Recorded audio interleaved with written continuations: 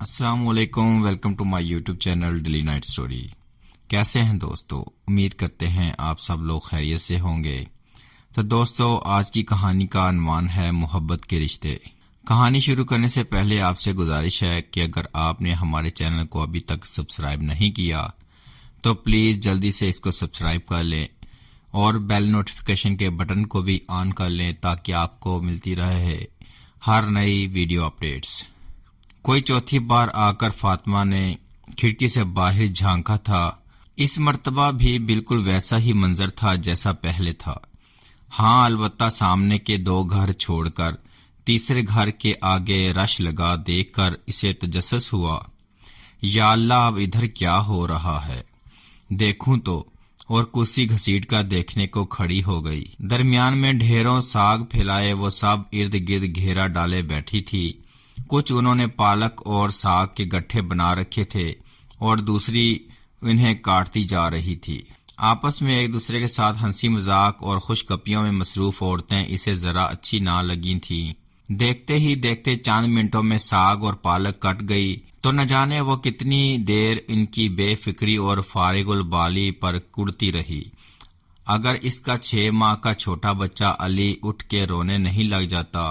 فاطمہ کا میکا اور سسرال دوسرے شہر میں تھے اور وہ خود بھی وہاں اپنے سسرال میں ہی رہتی تھی۔ سرمد کی جاب چونکہ ادھر تھی، اپنے ایک دوست کے ساتھ روم شیئر کر کے رہتا تھا اور ہر ویکینڈ پر گھر چلا جاتا۔ ابھی 1 ماہ پہلے ہی اس محلے میں گھر کرائے پر لے کر فاطمہ اور بچوں کو لے کر آ گیا تھا۔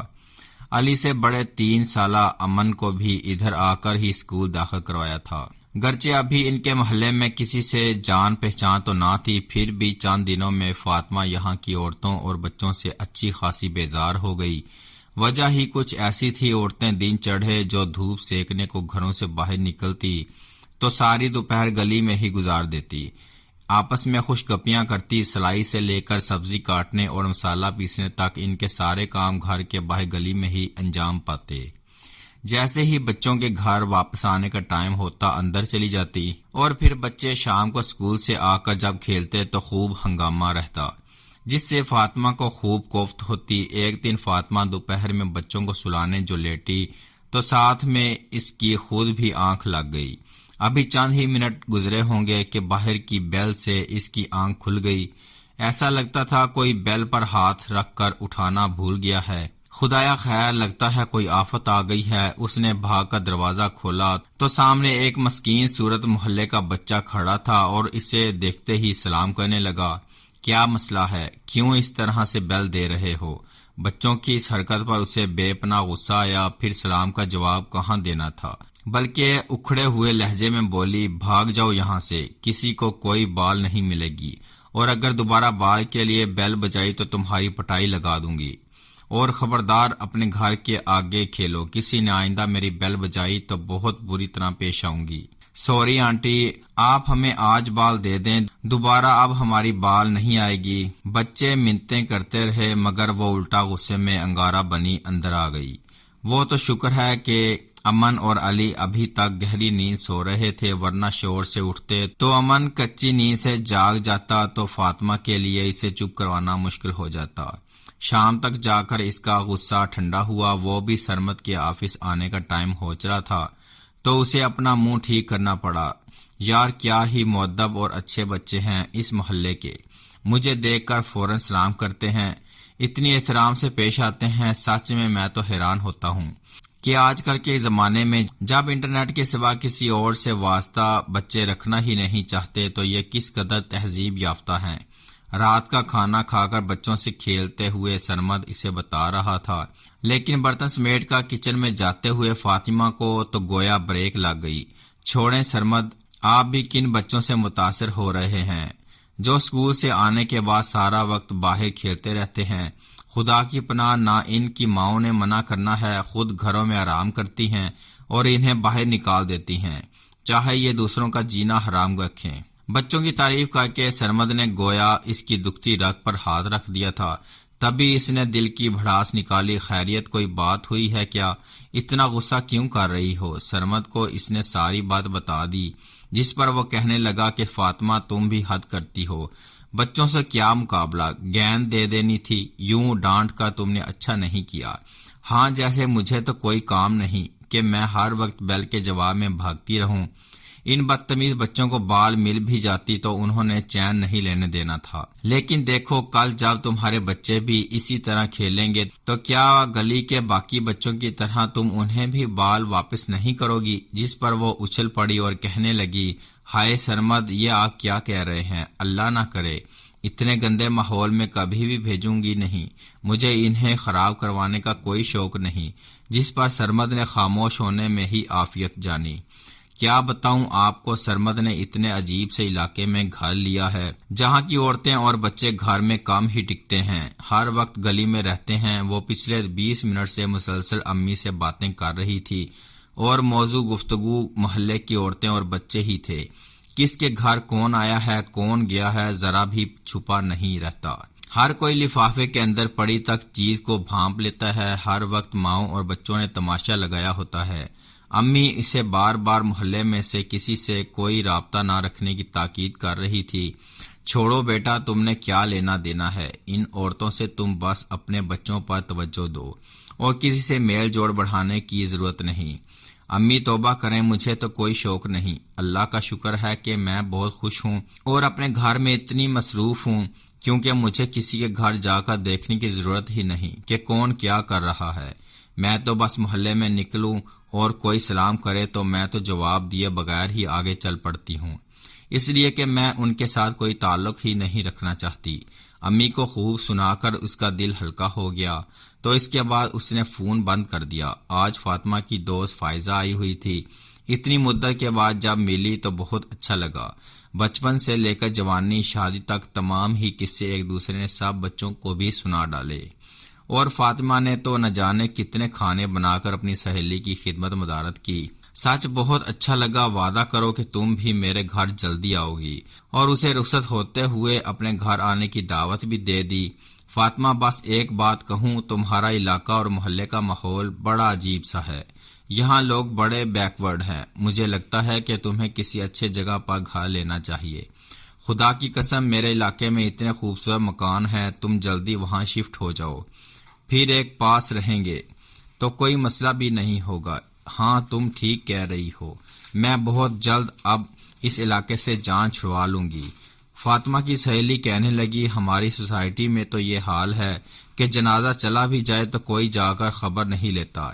وہ اپنی سوسائٹی کی خوبیاں بتا رہی تھی کہ وہاں کتنی سیکورٹی ہے اور وہاں پر کوئی کسی کو تنگ نہیں کرتا، ہر کوئی اپنی اپنی زندگی میں مگن رہتا ہے۔ بس ٹھیک ہے، تم بھائی کو منا لو، فاطمہ اس طرح میری سوسائٹی میں آ جاؤ گی تو ہم دونوں فرینڈز ہر وقت ایک ساتھ رہیں گے۔ چھٹی کا دن محلے میں خوب ہنگامہ لے کر اترتا تھا۔ آج بھی ان منحوسوں نے ارد گرد کے محلے والوں کو دعوت عام دے رکھی تھی، تب ہی اس قدر باہر شور مچا ہوا تھا۔ سرمد سو کر اٹھا تھا، بچے اپنے کھلونوں میں مصروف تھے، جبکہ علی واکر میں بیٹھا باہر اٹھتے شور سے خوش ہو کر تالیاں بجا رہا تھا۔ سرمد بیٹے کی طرف متوجہ ہوا اور کہنے لگا، آپ بہت خوش ہیں، چلو اچھا ہے کہ میں آپ کو باہر بچوں کے ساتھ کھلا کر لاتا ہوں۔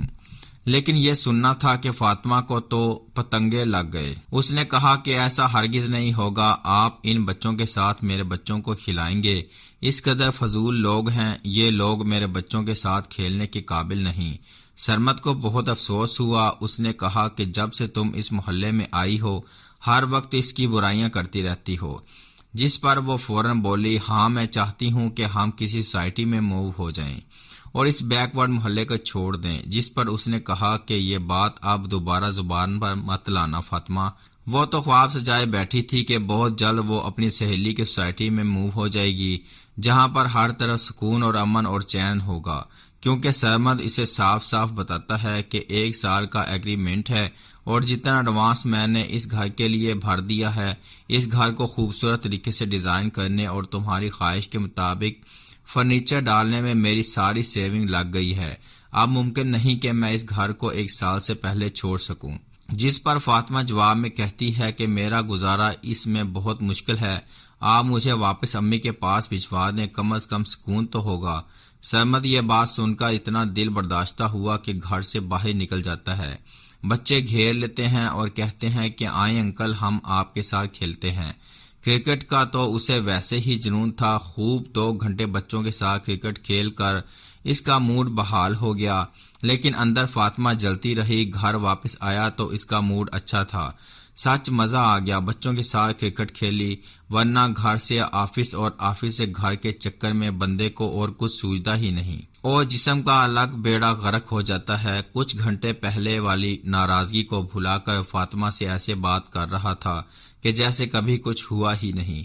اب تو سرمد نے ہر اتوار کو معمول بنا لیا کہ وہ بچوں کے ساتھ کرکٹ کھیلنا نہ بھولتا۔ اگر کسی وجہ سے وہ نہ جاتا تو بچے بلانے آ جاتے۔ فاطمہ اتنا ہی احتجاج کرتی، لیکن وہ ہر بات انسنی کر دیتا۔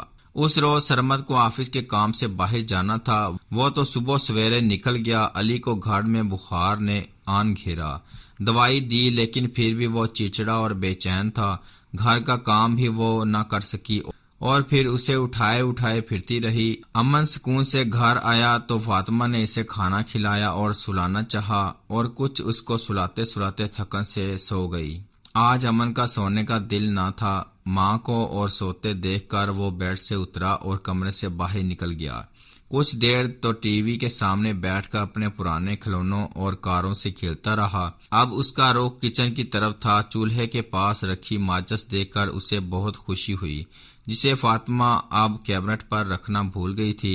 ماچس پکڑے وہ ساتھ والے کمرے میں گھس گیا اور پردے کے پیچھے چھپ کر بیٹھ کر لگا جلانے، ایک ایک کر کے ساری تیلیاں۔ ہونا کیا تھا، ایک پردے پر جا گری۔ جیسے ہی اس نے آگ پکڑی وہ خوفزدہ ہو کر بھاگا اور ماں کی ڈانٹ سے بچنے کے لیے چھپنے کی جگہ تلاش کرنے لگا۔ آؤٹ! اسی وقت باہر گلی میں شور اٹھا تھا۔ فیضان کی گیند پر حارث نے چھکا مارنے کی کوشش کی، جو زوردار ہٹ ماری تھی تو گیند سیدھا جا کر فاطمہ کی چھت پر گری۔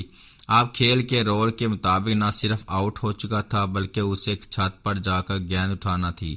ویسے بھی تو فاطمہ نے انہیں گیند دینا نہیں تھی، اس لیے بچوں نے یہ رول بنا رکھا تھا۔ چلو یار جلدی کرو، بال لاؤ، جا کر ہمیں گیم ختم کرنی ہے، ویسے بھی اکیڈمی کا ٹائم ہونے والا ہے۔ حارث کسی طرح کھڑکیوں سے لٹک اور گریلوں کو پکڑتا چھت پر پہنچا۔ جوں ہی گیند اٹھانے کو جھکا، نیچے سے جلنے کی بو آئی۔ وہ تھوڑا سا آگے ہو کر دیکھنے لگا، نیچے گلی کے ساتھ کمرے کی کھڑکی سے دھواں باہر آ رہا تھا۔ وہ گھبرا کر بچوں کی طرف آیا، باہر گلی میں جو کہ بال کے لانے کا انتظار کر رہے تھے۔ عمر فراز حسن، لگتا ہے سرمد بھائی کے گھر آگ لگی ہوئی ہے، کھڑکی سے دھواں نکل رہا ہے، پتہ نہیں آنٹی کہاں ہیں، جاؤ اپنے گھروں سے پانی لاؤ، اور عمر تم جلدی سے بیل کر کے آنٹی کو بتاؤ میں نیچے آتا ہوں۔ حارث کے اتنا کہنے کی دیر تھی کہ گلی میں ایک دم سناٹا چھا گیا۔ بچے دوڑے، کوئی ڈول پکڑ کر لایا اور کوئی پانی کا کین، لیکن آگ لگی کیسے اسے یہ سمجھ میں نہ آیا۔ پھر اس نے اندر کی طرف دوڑ لگائی، علی کو بغل میں دبائے وہ امن کو ڈھونڈ رہی تھی، لیکن امن کی آواز ہی نہ رہی تھی۔ اندر سے تو آنٹی کوئی باہر نہیں آیا، ہم نے چیک کر لیا ہے۔ تو پھر وہ کدھر چلا گیا؟ اب وہ پورے گھر میں امن کو ڈھونڈ رہی تھی۔ بچے آگ بجھا رہے تھے، اسے کچھ ہوش نہ تھا۔ آنٹی امن ڈرائنگ روم کے پردے کے پیچھے چھپ کر بیٹھا تھا۔ حارث نے اسے اٹھا کر فاطمہ کے سامنے کر دیا۔ اسے صحیح دیکھ کر اس کی چیخیں نکل گئیں، دھاڑیں مار مار کر بچوں کے ساتھ خود بھی رو رہی تھی۔ ادھر بچوں کی کوششوں سے آگ پر قابو پا لیا۔ پردے نے آگے پڑی لکڑی کے صوفے کو بھی اپنی لپیٹ میں لے لیا تھا، جس کی وجہ سے قالین کا بھی کچھ حصہ جل گیا۔ دو بچوں نے آگ بجھانے کی کوشش میں اپنے ہاتھ بھی جلا لیے۔ بچے تو آگ بجھا کر واپس چلے گئے، لیکن جب ان کی مائیں باری باری آ کر فاطمہ کو حوصلہ دے رہی تھی کہ اللہ کا شکر ادا کرو بیٹا کہ کسی بڑے نقصان سے بچ گئی ہو، پریشان مت ہو، ہم تمہارے ساتھ ہیں، اور وہ اس کے سر پر شفقت سے ہاتھ رکھ رہی تھی۔ سرمد رات کو گھر پہنچا تو گھر کی حالت اور بیوی کے چہرے پر اڑتی ہوائیاں دیکھ کر رنجیدہ ہو گیا۔ سارا قصہ سنایا تو پھر سوئے ہوئے امن کو اور علی کو پیار کیا۔ اس کی آنکھوں میں آنسو تھے اور وہ بار بار اللہ کا شکر ادا کر رہا تھا۔ اگلے دن آفس ضرور گیا لیکن جلدی واپس آ گیا۔ اور کہا کہ میں شرمندہ ہوں فاطمہ، میں نے تمہاری بات نہیں مانی، اب ہم بہت جلد سوسائٹی میں گھر لے لیں گے، اگر تم لوگوں کو کل کچھ ہو جاتا تو میں اپنے آپ کو کبھی معاف نہ کر پاتا۔ وہ انتہائی رنجیدہ تھا۔ نہیں سرمد، ایسا مت کہیں، ایسا نقصان یا پریشانی تو کہیں بھی ہو سکتی ہے۔ میں ابھی پراپرٹی ڈیلر کے پاس آ رہا ہوں، اسے میں نے کہا مجھے کسی اچھی سوسائٹی میں گھر دکھا دے اور مالک مکان سے بھی معاملات میں نپٹا ہی لوں گا۔ جیسے ہی گھر اچھا ملے گا ہم شفٹ ہو جائیں گے، بس اب میں نے فیصلہ کر لیا ہے۔ لیکن فاطمہ کے بدلے انداز دیکھ کر سرمد حیران رہ گیا، کیونکہ اس نے اعلان کیا کہ اس محلے سے کہیں نہیں جاؤں گی، لیکن سرمد نے اسے کہا کہ میں تمہیں خوش دیکھنا چاہتا ہوں فاطمہ، اور اب یہ فیصلہ میں نے دل اور دماغ سے کیا ہے۔ لیکن فاطمہ کی بات سن کر آج سرمد حیران رہ گیا۔ الحمدللہ میں آپ کے ساتھ بہت خوش ہوں، سچ کہوں تو انسانیت اور پیار اور ہمدردی کا جو عملی مظاہرہ میں نے ان محلے والوں میں دیکھا ہے وہ دنیا کے کسی اچھی سے اچھی سوسائٹی میں بھی نہیں ملے گا۔ اگر بچے وقت پر نہ آتے تو شاید ہم تینوں آپ کے پاس نہ ہوتے۔ جس طرح انہوں نے بھاگ بھاگ کر آگ بجھائی، کچھ بچوں نے تو اپنے ہاتھ بھی جلا لیے، اپنی پرواہ نہیں کی۔ پھر ان کی ماؤں نے آ کر جس طرح میری دل جوئی کی وہ بولتی چلی گئی۔ میں یہ سمجھ کیوں نہیں سکی کہ اچھے انسانوں سے سوسائٹی بنتی ہے، جہاں پر دکھ سکھ بانٹے جاتے ہوں، صرف مکان سے تو کچھ بھی نہیں ہوتا۔ سرمد، مجھے یہیں رہنا ہے اور اپنے بچوں کو بھی ان بچوں جیسا بنانا ہے جو دوسروں کے کام آنے کو ہر دم تیار رہتے ہیں۔ سرمد، وہ تو پہلے دن سے ہی ان محلے والوں کا قدردان تھا، جب یہاں کے بچے سب مل کر اس کا سامان ٹرک سے نکلوا کر اندر رکھوا رہے تھے، اور اسے اور کیا چاہیے تھا۔ فاطمہ نے ان کے حق میں یہ فیصلہ دے دیا تھا تو وہ دل ہی دل میں اللہ کا شکر ادا کر رہا تھا۔ تو پھر چلیں، وہ علی کو اٹھاتے ہوئے کہنے لگی، کہاں بھائی، جن بچوں نے آگ بجھانے میں اپنے ہاتھ جلائے ہیں، چل کر ان کے حال پوچھیں اور ان کے ماں باپ کا بھی شکریہ ادا کریں۔ ٹھیک ہے، میں بھی تمہارے ساتھ چلتا ہوں۔ دونوں امن اور علی کی انگلی پکڑ کر خوشی خوشی محلے والوں کا شکریہ ادا کرنے چلے گئے۔ یہ تھی آج کی کہانی۔ امید کرتے ہیں آپ دوستوں کو بہت پسند آئی ہوگی۔ دوستو، اس کہانی سے ہمیں یہی سبق ملتا ہے کہ ہم اپنے ارد گرد اپنے رشتہ داروں، اپنے دوستوں، عزیز و اقربا کے ساتھ اور اپنے ہمسایوں کے ساتھ پیار و محبت کے ساتھ پیش آئیں اور ایک دوسرے کا خیال رکھیں۔ دوستو، اس کہانی کو اپنے دوستوں کے ساتھ شیئر کرنا مت بھولیے گا اور اپنا قیمتی فیڈ بیک ضرور دیجیے گا۔ اپنا بہت خیال رکھیں، دعاؤں میں یاد رکھیں۔ السلام علیکم۔